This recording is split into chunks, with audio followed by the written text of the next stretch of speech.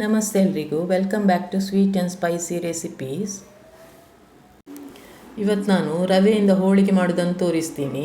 ತುಂಬ ಸಿಂಪಲ್ಲಾಗಿ ಮಾಡ್ಬೋದಾದಂಥ ಹೋಳಿಗೆ ಇದು. ತುಂಬಾ ಸಾಫ್ಟಾಗಿ ಮತ್ತು ಟೇಸ್ಟಿಯಾಗಿರುತ್ತೆ. ಯಾರಾದರೂ ಫಸ್ಟ್ ಟೈಮ್ ಹೋಳಿಗೆ ಮಾಡೋದನ್ನು ಟ್ರೈ ಮಾಡೋದಿದ್ದರೆ ಈ ರೆಸಿಪಿಯನ್ನೊಮ್ಮೆ ಟ್ರೈ ಮಾಡಿ.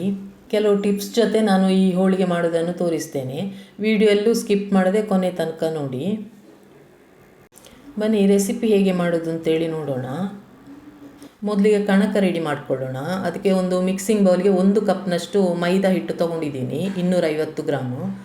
ಸ್ವಲ್ಪ ಚಿಟಿಕೆಯಷ್ಟು ಉಪ್ಪು, ಚಿಟಿಕೆಯಷ್ಟು ಅರಿಶಿನ ಪುಡಿ ಹಾಕಿ ಒಂದು ಸಲ ಮಿಕ್ಸ್ ಮಾಡ್ಕೊಳ್ಬೇಕು ಚೆನ್ನಾಗಿ. ನೀವು ಬೇಕಂದರೆ ಅರ್ಧದಷ್ಟು ಮೈದಾ ಅರ್ಧದಷ್ಟು ರವೆ ಹಾಕಿ ಕಣಕ ರೆಡಿ ಮಾಡ್ಕೊಳ್ಬೋದು. ಇವಾಗ ಸ್ವಲ್ಪನೇ ನೀರು ಸೇರಿಸ್ಕೊಂಡು ಸಾಫ್ಟ್ ಆಗಿರುವಂಥ ಹಿಟ್ಟು ರೆಡಿ ಮಾಡ್ಕೊಳ್ಬೇಕು. ಚಪಾತಿ ಹಿಟ್ಟಿಗಿಂತ ಸ್ವಲ್ಪ ಸಾಫ್ಟ್ ಆಗಿರಲಿ ನೋಡಿ. ಈ ರೀತಿ ಕಲಸಿದ ನಂತರ ಒಂದು 2 ಸ್ಪೂನ್ನಷ್ಟು ಎಣ್ಣೆ ಹಾಕ್ಕೊಂಡು ಮತ್ತೆ ಸ್ವಲ್ಪ ಹೊತ್ತು ನಾದಿಕೊಳ್ಬೇಕು. ನಾನು ಜಾಸ್ತಿ ಎಣ್ಣೆ ಉಪಯೋಗಿಸ್ತಿಲ್ಲ. ಇವಾಗ 2 ಸ್ಪೂನ್ನಷ್ಟು ಹಾಕಿದ್ದೀನಿ. ಚೆನ್ನಾಗಿ ಒಂದು ಸಲ ನಾದಿಕೊಳ್ಬೇಕು ನೋಡಿ. ಈ ರೀತಿಯ ಕೈಯಲ್ಲಿ ಚೆನ್ನಾಗಿ ಅದ್ಮಿಕೊಂಡು ಹಿಟ್ಟು ರೆಡಿ ಮಾಡ್ಕೊಳ್ಳಿ. ಸಾಫ್ಟ್ ಆಗಿರಬೇಕು ನೋಡಿ. ಈ ರೀತಿ ಒಂದು 2ರಿಂದ 3 ನಿಮಿಷ ತನಕ ಆಗ್ಬೋದು ನೋಡಿ. ಈಗ ಕೊನೆಯಲ್ಲಿ ನಾನು 1 ಸ್ಪೂನಷ್ಟು ಎಣ್ಣೆ ಹಾಕ್ತಾಯಿದ್ದೀನಿ. ಒಟ್ಟು 3 ಸ್ಪೂನಷ್ಟು ಎಣ್ಣೆ ಉಪಯೋಗಿಸಿದ್ದೀನಿ ನಾನು. ಇದನ್ನೀಗ 1 ಗಂಟೆ ತನಕ ಹಾಗೆ ಬಿಡಬೇಕು ನೋಡಿ. ಮುಚ್ಚಿ ಒಂದು ಬದಿಗೆ ಹಾಗೆ ಇಡ್ತಾ ಇದ್ದೀನಿ. ಅಷ್ಟರಲ್ಲಿ ಹೂರಣ ರೆಡಿ ಮಾಡ್ಕೊಳ್ಳೋಣ. ಅದಕ್ಕೆ ಒಂದು ಬಾಣಲೆಗೆ 1 ಸ್ಪೂನ್ನಷ್ಟು ತುಪ್ಪ, 1 ಕಪ್ನಷ್ಟು ಮೀಡಿಯಮ್ ರವೆ ತೊಗೊಂಡಿದ್ದೀನಿ, 250 ಗ್ರಾಮ್ನಷ್ಟಿದೆ. ಇದನ್ನು 4ರಿಂದ 5 ನಿಮಿಷ ತನಕ ಕಡಿಮೆ ಉರಿಯಲ್ಲೇ ಹುರಿಬೇಕು ನೋಡಿ. 5 ನಿಮಿಷ ತನಕ ಚೆನ್ನಾಗಿ ನಾನು ಹುರಿದಿದ್ದೇನೆ. ಅದರ ಹಸಿ ವಾಸನೆ ಎಲ್ಲ ಹೋಗಬೇಕು. ನಂತರ ಅರ್ಧ ಕಪ್ನಷ್ಟು ನಾನಿಲ್ಲಿ ಹಸಿ ಕೊಬ್ಬರಿ ತುರಿ ತೊಗೊಂಡಿದ್ದೀನಿ. ಇದಕ್ಕೆ ಸ್ವಲ್ಪನೂ ನೀರು ಸೇರಿಸದೇನೆ ಗ್ರೈಂಡ್ ಮಾಡಿದ್ದೀನಿ. ಈ ರೀತಿ ತರಿಯಾಗಿರಲಿ, ತುಂಬ ನಯ ರುಬ್ಕೊಳ್ಬಾರ್ದು. ಇವಾಗ ಇದನ್ನು ಸೇರಿಸ್ಕೊಳ್ಬೇಕು. ನಂತರ 1 ಸ್ಪೂನಷ್ಟು ಗಸಗಸೆ. ನೀವು ಹಸಿ ತೆಂಗಿನಕಾಯಿ ತುರಿಯ ಬದಲು ಒಣ ಕೊಬ್ಬರಿ ತುರಿ ಇದ್ದರೆ ಅದನ್ನು ಸ್ವಲ್ಪ ಗ್ರೈಂಡ್ ಮಾಡಿ ಸೇರಿಸ್ಕೊಳ್ಬೋದು. ಈಗ ಇದನ್ನು ಮತ್ತೆ 2ರಿಂದ 3 ನಿಮಿಷ ತನಕ ಹುರಿಬೇಕಾಗ್ತದೆ. ಇದನ್ನೀಗ ಒಂದು 3 ನಿಮಿಷ ತನಕ ಕಡಿಮೆ ಉರಿಯಲ್ಲಿ ಹುರಿದು ಒಂದು ಪ್ಲೇಟಿಗೆ ಹಾಕಿಟ್ಟಿದ್ದೀನಿ. ನಂತರ ಒಂದು ಪಾತ್ರೆ ಸ್ಟವ್ ಮೇಲೆ ಇಟ್ಟು ಅದಕ್ಕೆ 2.5 ಕಪ್ನಷ್ಟು ನೀರು ಹಾಕ್ಕೊಳ್ಬೇಕು. 1 ಕಪ್ ರವೆಗೆ 2.5 ಕಪ್ ನೀರು, ಇದನ್ನು ಗಮನದಲ್ಲಿ ಇಟ್ಕೊಳ್ಬೇಕು. ನಂತರ 2 ಕಪ್ನಷ್ಟು ಬೆಲ್ಲ. ಈಗ ಬೆಲ್ಲನ ಕರಗಿಸ್ಕೊಳ್ಳೋಣ. ಪಾಕ ಯಾವುದು ಮಾಡಬೇಕಾಗಿಲ್ಲ, ಖಾಲಿ ಬೆಲ್ಲ ಕರಗಿದ್ರೆ ಸಾಕಾಗತ್ತೆ ನೋಡಿ. ಇದನ್ನು ನಾನು ಹೈ ಫ್ಲೇಮಲ್ಲೇ ಇಟ್ಟು ಕರಗಿಸ್ಕೊಂಡಿದ್ದೀನಿ. ಬೆಲ್ಲ ಎಲ್ಲ ಕರಗಿದೆ. ಇವಾಗ ನಾವು ಯಾವ ಪಾತ್ರೆಯಲ್ಲಿ ಹೂರಣ ರೆಡಿ ಮಾಡ್ತೀವೋ ಅದಕ್ಕೆ ಇದನ್ನು ಸೋಸಿಕೊಳ್ಬೇಕು ಬೆಲ್ಲದ ನೀರನ್ನು. ಇವಾಗ ಇದಕ್ಕೆ ಹುರಿದಿಟ್ಟಿರುವಂಥ ರವೆಯನ್ನು ಸೇರಿಸ್ಕೊಳ್ಬೇಕು. ಇವಾಗ ಫ್ಲೇಮನ್ನು ನಾವು ಕಡಿಮೆಯಲ್ಲೇ ಇಟ್ಕೊಂಡು ಕಂಟಿನ್ಯೂಸ್ ಆಗಿ ಕಲಿಸ್ತಾನೆ ಇರಬೇಕು. ಮುಖ್ಯವಾಗಿ 2 ಕಪ್ ರವೆಗೆ 2.5 ಕಪ್ನಷ್ಟು ನೀರು ಸೇರಿಸ್ಕೊಳ್ಬೇಕು. ರವೆನ ಚೆನ್ನಾಗಿ ಹುರಿದಿರೋದ್ರಿಂದ ಗಂಟುಗಳೇನೂ ಆಗಲ್ಲ. ಈಗ ಮುಚ್ಚಳ ಮುಚ್ಚಿ ಕಡಿಮೆ ಉರಿಯಲ್ಲೇ ಒಂದು 2 ನಿಮಿಷ ತನಕ ಬೇಯಿಸಬೇಕು ನೋಡಿ. ಈಗ ರವೆ ಬೆಂದು ತುಂಬಾ ಸಾಫ್ಟ್ ಆಗಿದೆ. ಒಂದು ಸಲ ಚೆನ್ನಾಗಿ ಮಿಕ್ಸ್ ಮಾಡ್ಕೊಳ್ಳೋಣ. ರವೆ ಚೆನ್ನಾಗಿ ಬೆಂದಿದ್ದರೆ ನಿಮಗೆ ಹೂರಣದ ಹದ ಕರೆಕ್ಟಾಗಿ ಬರುತ್ತೆ ನೋಡಿ. ಈ ಹದದಲ್ಲಿ ಬಂದ ನಂತರ ನೀವು ಸ್ಟವ್ ಆಫ್ ಮಾಡ್ಕೊಳ್ಬೇಕು. ಸ್ಟವ್ ಆಫ್ ಮಾಡಿದ ನಂತರ ಸ್ವಲ್ಪ ಏಲಕ್ಕಿ ಪುಡಿ ಮತ್ತು 1 ಸ್ಪೂನ್ನಷ್ಟು ನಾನು ತುಪ್ಪ ಸೇರಿಸ್ತಾ ಇದ್ದೀನಿ. ಇವಾಗ ಕೊನೆಯಲ್ಲಿ ಒಂದು ಸ್ವಲ್ಪ ಚೆನ್ನಾಗಿ ಮಿಕ್ಸ್ ಮಾಡ್ಕೊಳ್ಳೋಣ. ಮಿಕ್ಸ್ ಮಾಡಿ ಇದನ್ನು ತಣಿಲಿಕ್ಕೆ ಬಿಡಬೇಕು ನೋಡಿ. ನಾನು ಸ್ಟವ್ವಿಂದ ಕೆಳಗಡೆ ಇಟ್ಟು ತಣಿಲಿಕ್ಕೆ ಬಿಡ್ತಾ ಇದ್ದೀನಿ. ಪೂರ್ತಿಯಾಗಿ ತಣಿಬೇಕಿದ್ದು, ನಂತರನೇ ನಾವು ಹೋಳಿಗೆ ಮಾಡಲಿಕ್ಕೆ ಆಗೋದು ನೋಡಿ. ಒಂದು ಅರ್ಧ ಗಂಟೆ ಬಿಟ್ಟ ನಂತರ ಹೂರಣ ಪೂರ್ತಿಯಾಗಿ ತಣ್ಣಗಾಗಿದೆ ನೋಡಿ. ಯಾವ ಹದದಲ್ಲಿ ಇದೆ ಅಂತೇಳಿ ಈ ರೀತಿ ಬರಬೇಕಿದು. ನಮಗೆ ಹೂರಣದ ಉಂಡೆ ಮಾಡಲಿಕ್ಕೆ ಕರೆಕ್ಟಾದಂಥ ಕನ್ಸಿಸ್ಟೆನ್ಸಿ ಇದು. ಈ ರೀತಿ ಅಂಟು ಬಂದರೆ ಮಾತ್ರ ನಮಗೆ ಉಂಡೆ ಕಟ್ಟಲಿಕ್ಕೆ ಬರೋದು. ಅದಕ್ಕೆ 1 ಕಪ್ ರವೆಗೆ 2 ಕಪ್ ನೀರಿನ ಬದಲು 2.5 ಕಪ್ನಷ್ಟು ನೀರು ಹಾಕ್ಕೊಳ್ಬೇಕು ನೋಡಿ. ಈ ರೀತಿ ನಿಂಬೆ ಗಾತ್ರಷ್ಟು ದೊಡ್ಡ ಉಂಡೆ ಮಾಡಿ ರೆಡಿ ಮಾಡಿ ಇಟ್ಕೊಂಡಿದ್ದೀನಿ. ನಾನು ಇವತ್ತು ವೀಡಿಯೋಕ್ಕೋಸ್ಕರ ಸ್ವಲ್ಪನೇ ಮಾಡ್ತಾಯಿದ್ದೀನಿ.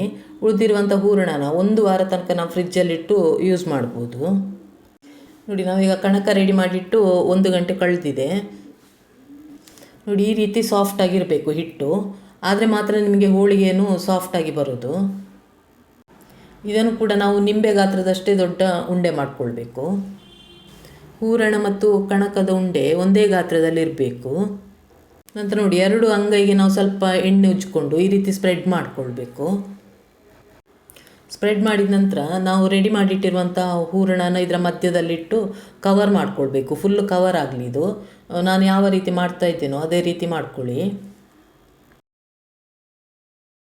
ನೋಡಿ ಹೂರಣ ಎಲ್ಲೂ ಆಚೆ ಬರಬಾರ್ದು, ಆ ರೀತಿ ಕವರ್ ಮಾಡಿಕೊಳ್ಬೇಕು.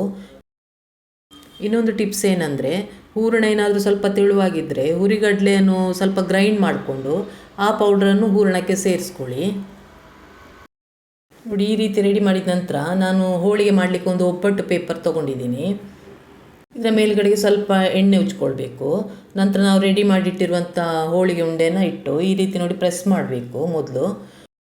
ಈ ರೀತಿ ಮಾಡೋದ್ರಿಂದ ಹೂರಣ ಎಲ್ಲ ಕಡೆ ಒಂದೇ ರೀತಿ ಸ್ಪ್ರೆಡ್ ಆಗುತ್ತೆ. ನಂತರ ನೋಡಿ ಯಾವುದಾದ್ರೂ ಒಂದು ಟ್ರಾನ್ಸ್ಪರೆಂಟ್ ಪೇಪರ್ ತೊಗೋಬೇಕು. ತಗೊಂಡು ಇದರ ಮೇಲ್ಗಡೆಗೆ ಸ್ವಲ್ಪ ಎಣ್ಣೆ ಉಜ್ಕೊಳ್ಬೇಕು.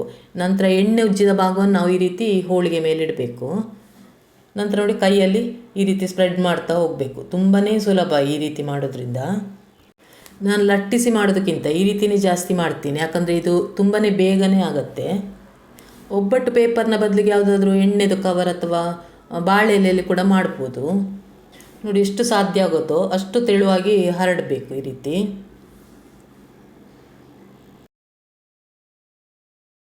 ನಂತರ ನೋಡಿ ಬಿಸಿ ತವ ಮೇಲೆ ಹಾಕ್ತಾ ಇದ್ದೀನಿ. ಇವಾಗ ಫ್ಲೇಮನ್ನು ನೀವು ಮೀಡಿಯಮಲ್ಲಿ ಇಟ್ಕೊಳ್ಳಿ.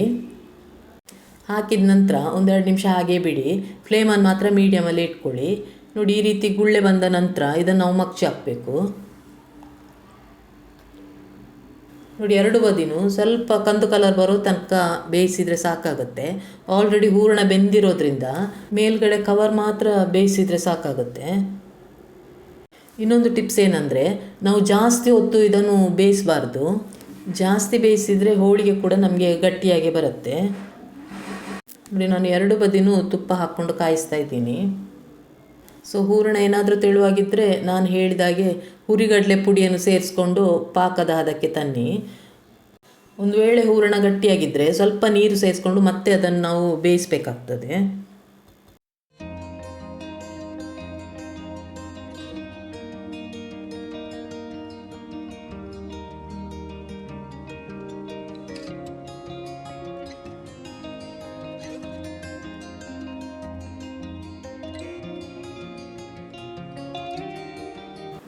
ನೋಡಿ ಸಾಫ್ಟ್ ಆಗಿರುವಂಥ ರವೆ ಹೋಳಿಗೆ ರೆಡಿಯಾಗಿದೆ. ತುಪ್ಪದ ಜೊತೆ ಟೇಸ್ಟ್ ಮಾಡಿ, ತುಂಬಾ ಚೆನ್ನಾಗಿರುತ್ತೆ.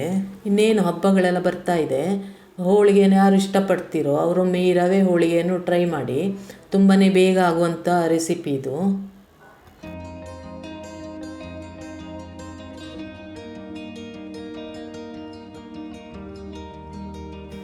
ನಿಮಗೆ ಈ ರೆಸಿಪಿ ಇಷ್ಟ ಆಗಿದರೆ ಖಂಡಿತ ಒಂದು ಲೈಕ್ ಕೊಟ್ಟು ಸಪೋರ್ಟ್ ಮಾಡಿ.